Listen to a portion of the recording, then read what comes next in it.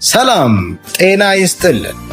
ቴዎድሮስ ካሳሁን ወይም ሁላችንም በልባችን የሳልነው ቴዲ አፍሮ በትክክልም የ50 ዓመት የወርቅ አክሊሉን ደፍቷል።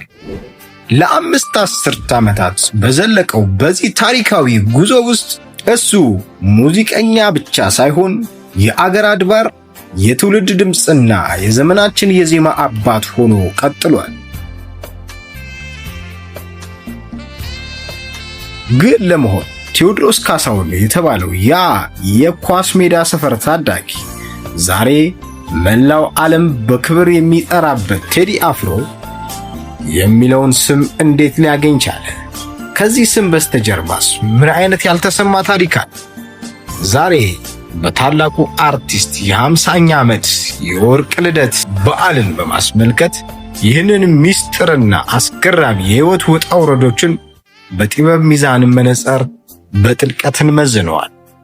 ሰብስክራይብ በማድረግ አብራችሁን ቆዩ።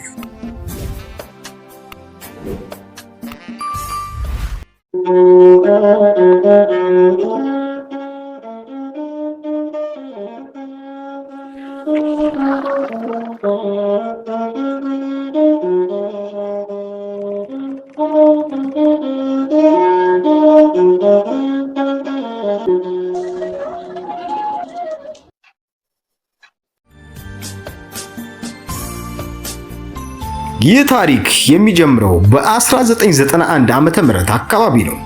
ቴዎድሮስ ካሳሁን የ12ኛ ክፍል ትምህርቱን እንዳጠናቀቀ ልቡ ሙሉ በሙሉ በጥበብ ፍቅር ተሸንፎ ነበር። በወቅቱ በያሬድ ሙዚቃ ትምህርት ቤት ተመርቀው የወጡ ባለሙያዎች ላስታስ የተባለ የሙዚቃ ባንድ አቋቁመው ነበር።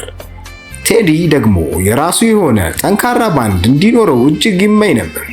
በዚህ ምክንያት ከሙያ ጓደኞቹ ጋር በመሆን በወቅቱ የነበሩትን እጅግ ምርጥ የሙዚቃ መሳሪያዎች በመግዛት ላስታስ ከሚባለው ባንድ ጋር አብረው ለመስራት ያላቸውን ፍላጎት አቀረቡ። ባንዱም በደስታ ተቀበላቸው። ብዙም ሳይቆይ የባንዱን ስያሜ ከላስታስ ወደ አፍሮ ድምፅ ወይም አፍሮ ሳውንድ ቀየሩት። በዚህ ባንድ ውስጥ ቴዎድሮስ ካሳሁን፣ ሸዋንዳኝ ኃይሉና ግሩም መዝሙር ዋነኞቹ ባለቤቶቹ ነበሩ። መሳሪያ ተጫዋቾቹ እንደሚሉት ቴዲ እንደ ባንድ መሪ ብቻ ሳይሆን እንደ ቅርብ ጓደኛ ይዟቸው ነበር። እንግዲህ በዚህ በአፍሮ ሳውንድ ባንድ ዘመን ቴዎድሮስ ካሳሁን የሚለው ስም ለዘላለም ተቀይሮ ቴዲ አፍሮ ተባለ። ጥበብ ድንገት የመጣች እንግዳ አይደለችም። ቴዲ የተወለደው በሊቃውንትና በታሪክ መናገሻ በሆነችው አዲስ አበባ ኳስ ሜዳ ሰፈር ነበር።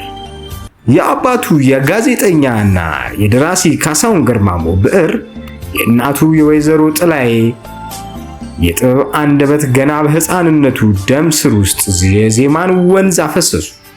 ብዙዎች አቦጊዳ አልበም ሲወጣ ታላቅ ኮከብ እንደተወለደ በአይናቸው አዩ። ነገር ግን ያ ኮከብ እንዲያበራ የአባቱ ዝምታና በጥበብ የመቀጥቀጥ ፍልስፍና ትልቅ ዋጋ አስከፍሏል። ቴዲ አፍሮ የሙዚቃ ሰሪ ብቻ አይደለም። እሱ የታሪክ ተራኪ፣ የሀገር ፍቅር መምህርና የአንድነት አርማ ሆኖ የወጣው ከዚሁ የቤተሰብ ጥበባዊ ማህፀን። ከድምፃዊነት ባለፈ የግጥምና ዜማ ደራሲ በመሆን ለራሱ ብቻ ሳይሆን ለሌሎች በርካታ ድምፃውያንም ድንቅ የዜማና የግጥም ስራዎችን አበርክቷል። በኢትዮጵያ ሙዚቃ ታሪክ ውስጥ የቴዲን ያህል በአልበሞቹ ታሪክ የሰራ ድምፃዊ ማግኘት አዳጋች ይሆናል። በ1993 ዓ.ም የወጣው አቦጊዳ አልበም ለማን ልንገረውና አቦጊዳ ዜማዎቹ አዲስ የሙዚቃ ዘመን አመላከተ። ነገር ግን ታላቁ ማዕበል የተነሳው በ1997 ዓ.ም ነበር። ያስተሰርያል የተሰኘው አልበሙ ፍቅርን፣ መቻቻልን፣ የህዝብን ስሜት እንዲሁም ስለ መንግስትና ተቃዋሚዎች በፍቅር ለሀገር እድገት መስራት እንዳለባቸው ያቀነቀነበት ነበር። ያስተሰርያልና ላምባዲና ዛሬም ድረስ የትውልድ መዝሙሮች ናቸው። በ2004 ዓ.ም ደግሞ ታሪካዊውን ጥቁር ሰው አልበም ይዞ መጣ። በጥቁር ሰው የአድዋን ድልና የአጼ ሚኒሊክን ገድል በክብር ዘከረ። በፊዮሪናን ደግሞ የዜማ ልስላሴን አሳየ።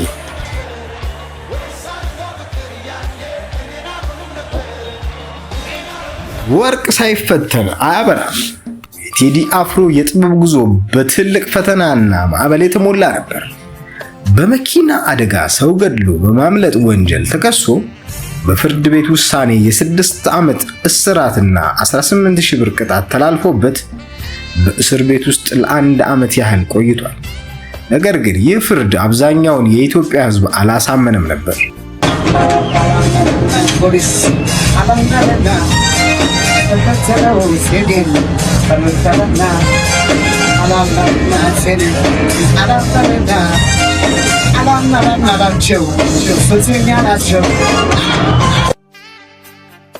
ሕዝቡ ክሱ ከወንጀል ይልቅ የፖለቲካ ትርጉም አለው በሚል ቁጣውን በተለያዩ አጋጣሚዎች አሰምቷል። እንዲያውም ተቃውሞ በርትቶ ሲገጫየው ይርዳው ጤናው ነው እስከ ማለት ደርሶ ነበር። ያ ሁሉ ተቃውሞና ጩኸት ዛሬም ድረስ በታሪክ መዝገብ ላይ ይገኛል። በመጨረሻም በይቅርታ ከእስር ተፈቶ ወደ ሕዝቡ ፍቅር ተመለሰ።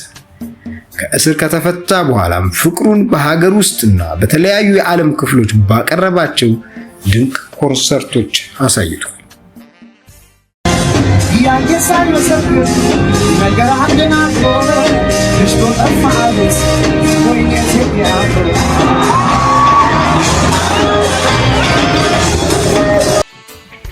ከእስር በኋላ ቴዲ ይበልጥ በረታ። የጥበብ ፍሬው ሀገርን አልፎ ዓለምን አናወጠ። ኢትዮጵያ የተሰኘው እጅግ ተወዳጅ አልበሙ በ2009 ዓመተ ምህረት ለሕዝብ በቀረበበት ወቅት በአሜሪካው ታዋቂ ቢልቦርድ የዓለም አቀፍ የሙዚቃ ሰንጠረዥ ላይ የአንደኝነት ደረጃን በመያዝ ታሪክ ሰርቷል። የእሱ የጥበብ ተጽዕኖ የዓለም መሪዎችንም ቀልብ የሳበ ነበር። የቀድሞው የአሜሪካ ፕሬዝዳንት ባራክ ኦባማ በየዓመቱ ይፋ በሚያደርጉት ተወዳጅ የሙዚቃ ዝርዝር ውስጥ በ2021 እንደ አውሮፓውያን አቆጣጠር የቴዲ አፍሮን አርማሽ የተሰኘውን ዜማ በይፋ አካተው ነበር። ይህ ለኢትዮጵያ ጥበብ ትልቅ ክብርና ኩራት ነበር።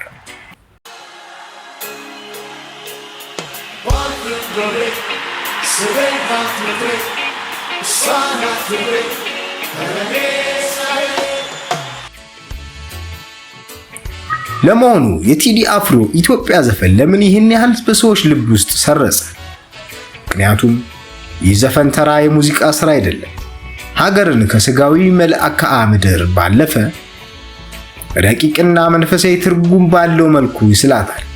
ሀገሩን የገነት እህት አባይን ደግሞ ጊዮን እያለ በመጥቀስ ለሀገር ከፍ ያለ መንፈሳዊ መሰረት ሰጣት። ታሪክን የአባቶችን መስዋዕትነትና የሉዓላዊነት ክብር በደምና በጽላት የተከበረ የቃል ኪዳን ምድር አድርጎ ስለሚያቀርብ በስደት ለሚኖረው ዲያስፖራ ሳይቀር የእንባና የናፍቆት መገጣጠሚያ ሆኗል። በተከፈተ ቁጥር የኢትዮጵያንን ልብ በአንድነት የመምታት በጥላቻ ምትክ ፍቅርን የመስበክ አስማታዊ ኃይል አለው። ኢትዮጵያ የተሰኘው ሙዚቃ በሰማዩ ላይ ቢታይ ቀለም የሷ ነው ፊደል አይደለም። የመጪው ዘመን ፊት ናት መሪ ዛሬ ዓለም ሚላት ባላገሪ። ዘንድሮስ ከረጅም የናፍቆትና የዝምታ ዓመታት በኋላ ቴዲ 6ኛ አልበሙን ኢትዮሪካን በሚለቅበት ጊዜ ይህንን አልበም ለመስራት ከ8 ዓመታት ያላነሰ ጊዜ ወስዷል። በውስጡ 18 ምርምር የተደረገባቸውና በጥልቀት የተቀረጹ ሙዚቃዎችን ያቀፈው ይህ አልበም በታሪክና በጥበብ መካከል ያለውን ሚዛን የጠበቀ እውነተኛ የሥነ ጽሑፍና የዜማ ድንቅ ሥራ ነው። በ2013 ዓ.ም ቴዎድሮስ ካሳሁን ከጎንደር ዩኒቨርሲቲ የክብር ዶክተሬት ማዕረግን ተቀብሏል። ዶክተር ቴዎድሮስ ካሳሁን ዛሬ በ50 ዓመት የወርቅ ኢዮቤልዩ ላይ ሲቆም ጥበብ እንዴት ታላቅነቱን ጠብቃ እንደምትኖር ለትውልድ ማሳያ ሆኗል።